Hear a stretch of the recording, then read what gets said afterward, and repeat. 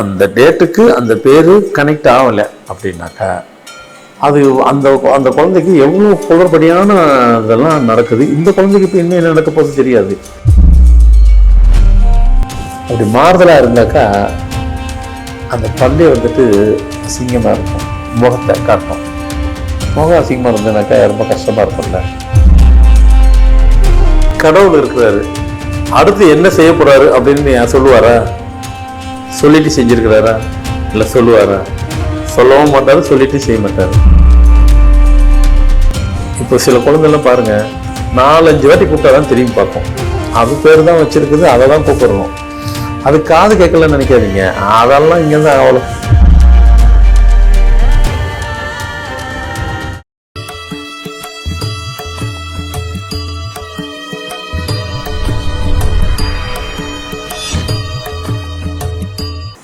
வணக்கம். Format numerology, உங்கள் மகா தனசேகர் ராஜா உங்களுடன். சிறு சிறு தகவல்களை கொடுப்பது கூட வாழ்க்கையை பெரும் பெரும் மாற்றத்தை கொடுக்கும். அதைத்தான் செய்து கொண்டிருக்கிறேன் பல வருடங்களாக. பெரிய பெரிய மாற்றத்தை சிறு சிறு சிறு சிறு தேவைகளை செய்யும்போது பெரிய பெரிய மாற்றங்கள் கிடைக்குது. அது எல்லாரும் ஃபாலோ பண்ணுறீங்க, நல்ல உயரத்தில் இருக்கிறீங்க. அது உலகம் ஃபுல்லாக எனக்கு சந்தோஷமாக இருக்குது. நிறைய மாற்றங்கள், நிறைய பேருக்கு மாற்றங்கள், நிறைய பேர் வாழ்க்கையிலையும் மாற்றங்கள். ரொம்ப மகிழ்ச்சி. எல்லோரும் பேச போகும்போது நான் அடைஞ்ச மகிழ்ச்சிக்கு அளவே இல்லை. காரணம் எல்லோரும் ஃபாலோ பண்ணுறாங்க. ஐயா உங்கள் நிகழ்ச்சியை நான் 25 வருஷம் பார்க்குறேன், 35 வருஷமாக பார்க்குறேன், அப்படியே தொடர்ந்து பார்த்துட்ருக்குறேன். அதை அப்படியே நாங்கள் இம்ப்ளிமெண்ட் பண்ணுறோம். நல்ல விஷயத்தை இம்ப்ளிமெண்ட் பண்ணுங்க. அவங்க பண்ணுறோம், நாங்கள் பண்ணி அதிலே பெரிய மாற்றத்தை பார்த்து கொண்டு இருக்கிறோம். சந்தோஷம். இப்போ ஒரு குழந்தை, அதுக்கு பேர் சரியாக, பிறந்த தேதிக்கு பேர் சரியாக வைக்க வேண்டும். அந்த பேர் சரியாக வைக்கவில்லை என்றால் எப்படி? இப்போ உதாரணத்துக்கு அந்த குழந்தையின் பிறந்த தேதி 12/4/2022. இதனுடைய பெயர் 12/4/2022. இதனுடைய பேர் அஸ்வின், ஒரு பேர் ASWIN. அதை கூட்டினா 16 வந்துடும், 7 நம்பரில் வரும். 7 நம்பர் இருக்க வேண்டாம் இந்த 12ஆம் தேதி பிறந்ததுக்கு. சரிங்க, வச்சாச்சுங்க, இருந்தால் என்னங்க அப்படின்னு கேள்வி கேட்குறதும் உண்டு சில பேர். நான் சொல்லுவேன், அந்த டேட்டுக்கு அந்த பேர் கனெக்ட் ஆகலை அப்படின்னாக்கா அது அந்த அந்த குழந்தைக்கு எவ்வளோ குளறுபடியான இதெல்லாம் நடக்குது. இந்த குழந்தைக்கு இப்போ இன்னும் என்ன நடக்க போகிறது தெரியாது. ஆனால் சில விஷயங்கள் சொல்லும் போகும்போது ஆமாம் அது இதனால தான் அப்படிங்கிறது நீங்கள் இந்த நிகழ்ச்சி பார்க்கும்போது ஒரு முடிவுக்கு வருவீங்க. இந்த பேர் அதுக்கு கனெக்ட் ஆகலை, கரெக்ட் இல்லை, அதனால் என்ன அப்படின்னாக்கா ஒரு 5, 6, 7, 8 வயசு ஆச்சுன்னாக்கா குழந்தைக்கு பல்லு விழும். எல்லா குழந்தையும் தான் விழும், திருப்பி வளரும். ஆனால் அந்த பேர் கரெக்டாக இல்லைன்னு என்ன ஆகும்? விழுந்த பல்லு நல்லா வந்துட்டு அரிசி போல் அப்படியே அழகாக இருக்கணும், அழகாக இருக்காது, அன்ஈவனாக தான் இருக்கும். ஒரு ஈவனாக இருக்கணும், வரிசையாக அடுக்கி வச்ச மாதிரி இருக்கணும் பல்லு. அந்த குழந்தைக்கு மட்டும் மேட்சிங் கரெக்டாக இல்லைன்ற பட்சத்தில் அன்ஈவன், ஒரு என்ன சொல்ல, அன்ஈவன் மீன்ஸு இப்படி ஒரு பல்லு இப்படி ஒரு பல்லு பார்க்குறதுக்கு. ஏன்னா ஒரு முகத்துக்கு அழகே எல்லாமே கரெக்டாக இருக்கணும். கண், மூக்கு, அது இது எல்லாம் இருந்துட்டு பல்லு அதை விட ரொம்ப அழகாக வேணும். அது சிரிக்கும் போகும்போது இப்போ புன்னகை அரசி, கேரஜான்னு எதுக்கு பேர் வச்சாங்க? புன்னகை அரசி. அந்த பல்லு வரிசை அவ்வளோ அழகாக இருக்கும். எல்லாத்துக்கும் தான் அழகாக இருக்குது. ஆனால் ஒரு சில பேருக்கு பார்த்துட்டு ரொம்ப அப்படியே அந்த பல்லு அடுக்கி வச்சா போலேயே இருக்கும் அழகாக.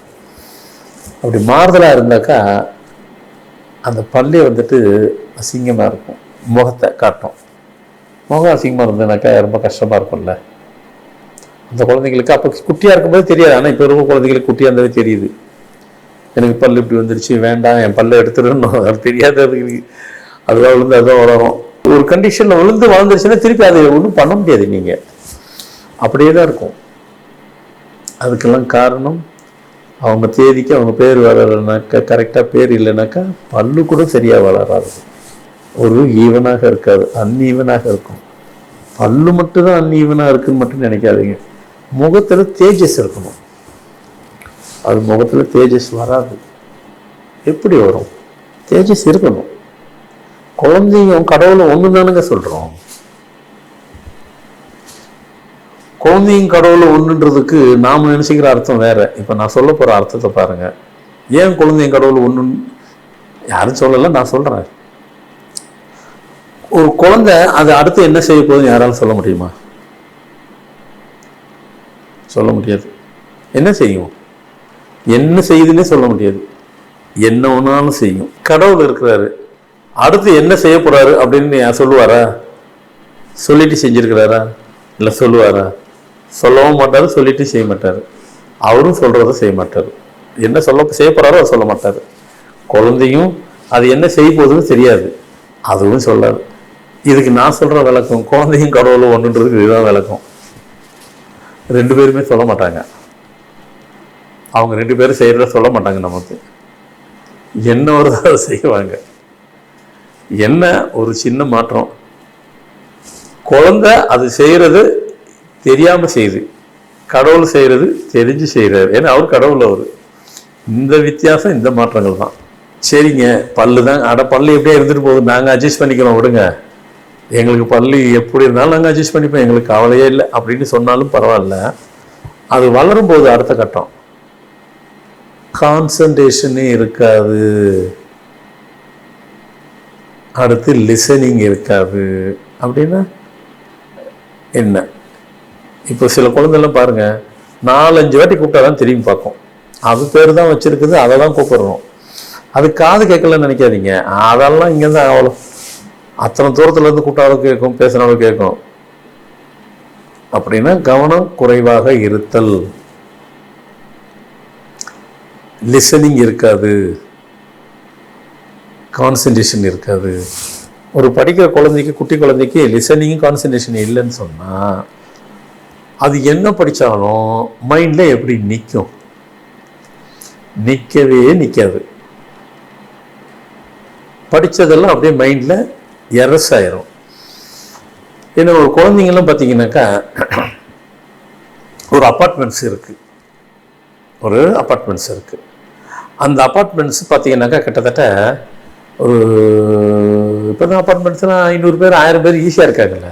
ஹிந்தி பேசுகிறவங்க இருப்பாங்க, கன்னடம் பேசுகிறவங்க இருப்பாங்க, தமிழ், தெலுங்கு, மலையாளம், ஹிந்தி, பஞ்சாபி, குஜராத்தி, ஒரிசா, எல்லா லாங்குவேஜும் உள்ளுக்குள்ளே கிடக்கும்.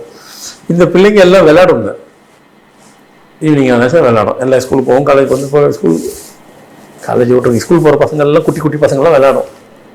ஏன்னா அந்த அப்பார்ட்மெண்ட்ஸ் கட்டும்போது எல்லாம் வசதி பண்ணி கொடுத்துட்றாங்க. ப்ளே கிரவுண்ட் எல்லாம் உள்ளே இருக்கும், வெளியே வர தேவையில்லை. அப்போது ஒரு 7-8 வயசு 10 வயசுக்குள்ளே ஒரு பையன் இருக்கிறான், ஒரு பொண்ணு இருக்குது. அந்த அப்பார்ட்மெண்ட்ஸில் அந்த ப்ளே கிரவுண்டில் விளையாடும் போகும்போது ஒவ்வொரு குழந்தைங்களுக்கும் குறைஞ்சது 7, 8, 9, 10 லாங்குவேஜ் ஈஸியாக தெரியும். தமிழ்நாடுனாக்கா அவன் மதர் டங் தமிழ்நாடு, கன்னடத்தாலும் மதர் டங் கன்னடம். இதை தாண்டி மற்ற பிள்ளைங்க கூட எல்லாம் விளையாடுறது பார்த்தீங்களா, அத்தனை லாங்குவேஜ் கற்றுக்குங்க. இந்த பிள்ளை கன்னடத்தில் உள்ள பேசுகிட்டு கன்னடம் பேசும், ஹிந்தி கரெக்டாக ஹிந்தியா பேசும், விளையாட முடிச்சுட்டு எனக்கு விளையாடுறதுல கற்றுக்கிறது. வீட்டுக்குள்ள வந்துன்னா 7 to 10 லாங்குவேஜ் பேசும், அனாவசியமாக பேசுங்க. ஏன் இது சொல்கிறேன்னாக்கா, 12 வயசு வரைக்கும் ஐக்கு பவர் 150 times எல்லா குழந்தைங்களுக்கும் அப்படி ஃபோர்ஸாக வேலை செய்யும். எதை கொடுத்தாலும் இப்போ அப்ளை பண்ணிடும். அதெல்லாம் உட்காந்து படிக்கணும்லாம் கிடையாது, அப்படியே உட்காந்து மாங்கு அதெல்லாம் கிடையாது. ஒன்ஸ் அப்படியே அந்த போயம் கூட அப்படியே மிஸ்ஸு சொல்லி கொடுப்பாங்க, அப்படியே லிசன் பண்ணோம், சரியாக போயிடும். ஒரு வாட்டிக்கு 2-3 வாட்டி அந்த போயம்ஸ் கொடுப்பாங்க. அந்த போயமை வந்துட்டு லிசன் பண்ணோம், அப்படியே மைண்டில் ஸ்டோர் ஆகிடும். அவ்வளோ அப்படியே அதையே திருப்பி போய் மைண்டில் ஸ்டோர் ஆகிடும். பேசுறது அதை பேசும்போது அப்படியே அந்த லாங்குவேஜ் எல்லாம் உள்ளே வந்துடுது. அப்போது 7, 8, 9, 10 வயசுக்குள்ள ஒரு குழந்தைக்கு 10 லாங்குவேஜ் பேச முடியுது. ஐக்கிய பவர் அவ்வளோ இருக்குது, அவ்வளோ கிரகிக்கக்கூடிய பவர் வேலை செய்யுது. இங்கே தான் நான் சொல்ல வர்றது கவனிக்கணும். அப்படி ஐக்கிய பவர் வேலை செய்கிற ஒரு குழந்தைக்கிட்ட சரியாக உள்ள வர நேரத்தில் சரியில்லாத ஒரு பேர் இருந்துச்சுனாக்கா அந்த குழந்தை வந்து என்னாகும், எப்படினாலும் வரும். லிசனிங் இல்லைன்னா, கான்சன்ட்ரேஷன் இல்லைன்னா, படிக்கிறது இல்லைன்னா மைண்டில் போகாது. இதே ஸ்டேஜுக்கு எப்படி அடுத்து இன்னும் பெரிய பிள்ளை ஆக ஆக ஆக எப்படி அதால் வந்து இது பண்ண முடியும்? அதுங்களுக்கு எந்த ஸ்கோப். அதனால சில பேரண்ட்ஸ்லாம் அப்படியே இப்படி போட்டு அந்த பிள்ளையை போட்டு படாப்படுத்துவாங்க. அது படிக்கிட்டப்ப அது எங்கேருந்து படிக்கும்? தப்பு அது மேலே இல்லை, நீங்கள் பேரை சரியாக வைக்கல. அதுக்கு டேட்டா பர்த்துக்கு உண்டான பேரை நீங்கள் வைக்காதனால இவ்வளோ வேணேன். வச்சுருந்தீங்கன்னா சூப்பராக படிக்கும் இல்லை மற்ற பிள்ளை மாதிரி. இதுதான் ப்ராப்ளம். நீங்கள் செஞ்சுருக்கணும், அதை நீங்கள் செய்யலை. செய்யாததுனால அதனால் வந்துட்டு கான்சன்ட்ரேஷன் இல்லை, லிசனிங் இல்லை.